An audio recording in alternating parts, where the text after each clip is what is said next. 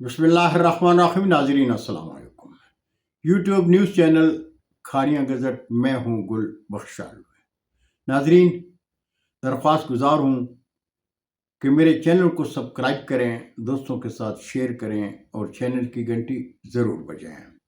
پیش خدمت ہے آج کا کالم بعنوان صبح کو اجالا تاریک شب کا مقدر ہے۔ ناظرین، پاکستان تحریک انصاف کے قائد عمران خان کی آواز پر سراپا احتجاج آزاد اور خود مختار پاکستان کے شیدائی دوسری مرتبہ دارالحکومت اسلام آباد میں سابق خاتون اول بشرا بی بی کی قیادت میں اٹک سے اسلام آباد تک رکاوٹوں اور بھرپور مزاحمت کے باوجود ڈی چوک پہنچ گئے۔ خیبر پختونخوا اور بلوچستان کے قافلوں میں شریک جنون کے سامنے وزیر داخلہ کی ہر رکاوٹ ریت کی دیوار ثابت ہوئی۔ اسلام آباد میں داخل ہوتے ہی اسلام آباد اور راولپنڈی میں قافلوں کی آمد کا منتظر جنوں بھی باہر نکل آیا تو تخت اسلام آباد کو بچانے کی آخری کوشش میں محسن نقوی نے پاک فوج طلب کر لی۔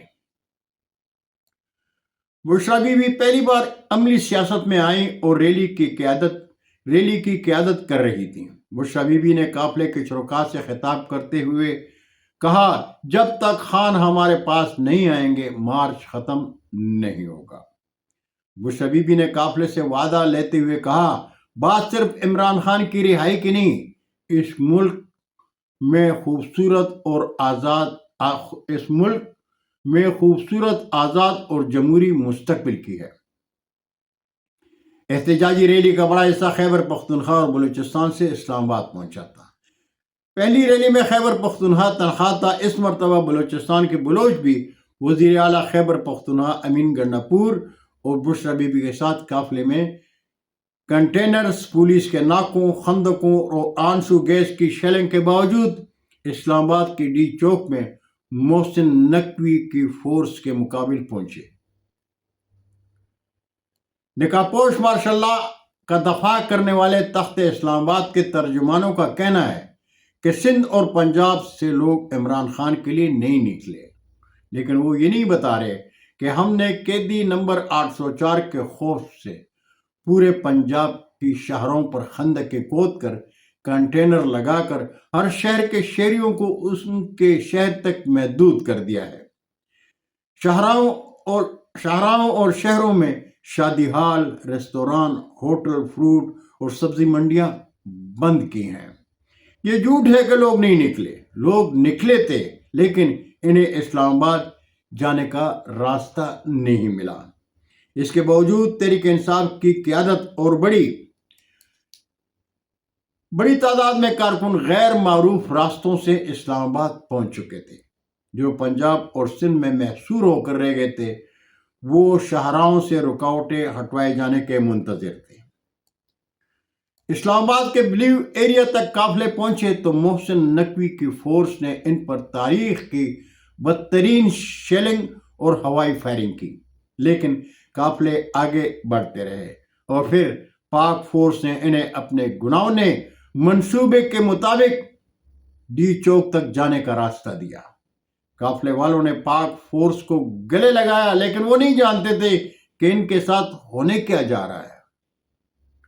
بشرا بی بی نے ڈی چوک میں خطاب کرتے ہوئے پاک فورس کو مخاطب کرتے ہوئے کہا کہ آپ ہم پاکستانیوں پر ربڑ کی گولیاں کیوں چلاتے ہو؟ لیکن وہ نہیں جانتی تھی کہ محسن نقوی جبر و فسطائیت کی تاریخ رقم کرنے کا منصوبہ بنائے ہوئے ہیں۔ رات کو ربڑ کی گولیاں نہیں، بارود سے بڑی گولیاں چلیں۔ رات اندھیری ہو گئی، ڈی چوک کی روشنیاں بجھا دی گئیں اور پھر وہ ہوا جس کی پاک فورس سے توقع ہی نہیں کی جا سکتی تھی۔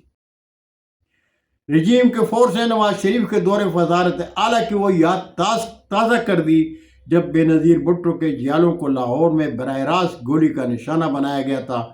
راکم میں بھی پولیس کی گولی کا نشانہ بنا تھا، اور آج تخت اقتدار میں پاک فورس نے بابڑا کی خونی تاریخ کی وہ یاد تازہ کر دی جب اگست 1948 کو آزادی کی پہلی سالگرہ سے 2 روز قبل خیبر پختونخوا کے شہر چارسدہ کے گاؤں بابڑا میں 600 سے زیادہ خدائی خدمتگاروں کو شہید کر دیا گیا تھا، اس لیے کہ وہ خدائی خدمتگار خان عبدالغفار خان کی گرفتاری کے خلاف احتجاج کے لیے جمع ہوئے تھے۔ پاک فورس نے قیدی نمبر 804 کی رہائی کے لیے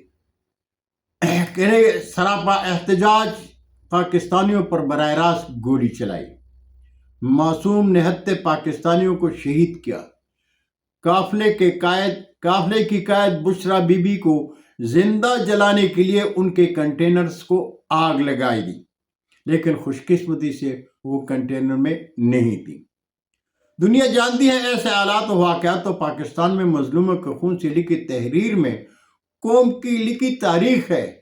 جب بھی کوئی خدا دوست آزاد اسلامی جمہوریہ پاکستان میں حق اور صداقت کی آواز بن کر اٹھتا ہے تو اس کو اور اس کی سوچ کو کچلنے کے لیے ایسے ہی فسطائی حربے استعمال ہوتے ہیں، لیکن ایسے ظلم و جبر میں تحریکیں وقتی طور پر فسطائیت کی راکھ میں چنگاری کی طرح دب تو جاتی ہیں لیکن بجھتی نہیں، اس لیے کہ رات جس قدر بھی تاریک ہو اس کا اجالا